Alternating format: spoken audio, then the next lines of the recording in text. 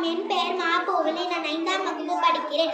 அகத்தியன் தொட்டியிலிட்டு தொல்காப்பியன் தாளாட்டி கம்பன் சீராட்டி மூவேந்தர் பாராட்டி வருடங்கள் 2000 கடந்தாலும் இன்று கண்ணி தமிழார் செந்தமிழார் வாழ்ந்து மறுமொழி என் தாய் மொழியாம் அன்னை தமிழ் மொழி. நான் இப்பொழுது தமிழ் மொழியின் சிறப்பு என்று தலைப்பில் பேசுவது பெருமகிழ்ச்சி கொள்கின்றேன். கல் தோன்றி மண் தோன்றா காலத்தை முன் தோன்றிய மூத்த குடி இதன் தமிழினத்தின் தமிழ் மொழியின் வரலாற்றை பதிவு செய்திட வைர வரிகள். அவ்வகையில் உலகின் முதல் மொழி என்று தமிழ் மொழி போற்றப்படுகிறது. பல மொழிகளில் பேசவும் எழுதவும் தெரிந்த மகாகவி பாரதியார் யாமறிந்த மொழிகளிலே தமிழ் மொழி போல் இனிதாவது எங்கும் காணோம் என்கிறார். இதிலிருந்தே தாய்மொழியின் சிறப்பினை அறியலாம்.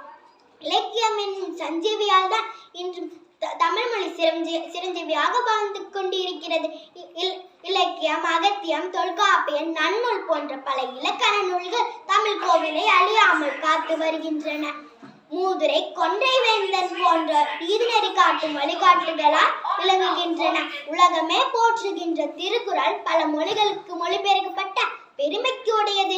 எங்கிருந்தோ இங்கு வந்து தன்னை ஒரு தமிழ் மாணவன் என்று அடையாளப்படுத்திக் கொண்ட ஜி.யு.போ திராவிட மொழிகளின் ஒப்பிலக்கணம் தந்த கால்டுவெல், சதுர அகராதி தந்திட்ட வீரமா முனிவர் ஆகியோர் இங்கு தமிழ் மனம் பரப்பினார். படிப்பவர்களை தன் பக்கம் இழுக்கும் வாசியம் தமிழுக்கு உண்டு. நாம் உலகின் உன்னதமான மொழியில் பிரிந்திருக்கிறோம் என்பதை இதிலிருந்து அறிய முடிகிறது. அமிர்தத்தை கடைந்தால் அதிலிருந்து கிடைக்கும் அரிய சொல்லே தமிழ் தமிழ் என்று போற்றுகிறார் நாமக்கல் கவிஞர். செம்மொழியாக ஒரு மொழியை தேர்வு செய்தால் அதன் படைப்புகள் வளம் மிகுந்ததாகவும் அதன் தோன்றல் ஏனைய மொழிகளில் சாராது இருத்தலும் என்றும். இந்தியாவில் அதிகாரப்பூர்வமாக செம்மொழி என்று அறிவிக்கப்பட்ட முதல் மொழி தமிழ்தான். தமிழுக்கு மமுர் என்று பேர். அந்த தமிழ் இன்பத் தமிழ் எங்கள் உயிருக்கு நேர் என்று தமிழை அமிர்தமாகவும் உயிராகவும் பாடியிருக்கிறார் பாவேந்தர் பாரதிதாசன்.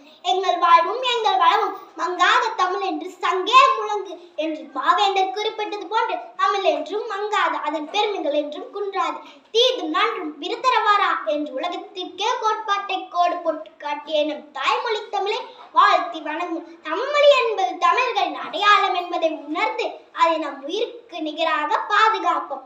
தகர வரிசை கவிதை சொல்லட்டுமா? தத்தி தாதுதி தாதுதி தத்துதி துத்தி துதைத்த தாதுதி தித்தித்த தித்தித்த தாதுதி தித்தித்த தெத்தாதோ தித்தித்த தாது. இது போன்ற உலக மொழிகளில் எங்காவது கவிதை உண்டா? இத்தகைய தமிழ் மொழியை காப்பாற்ற நாம் உறுதி எடுப்போம். காலம் கடந்த வரலாறு என் தாய்மொழியின் வரலாறு.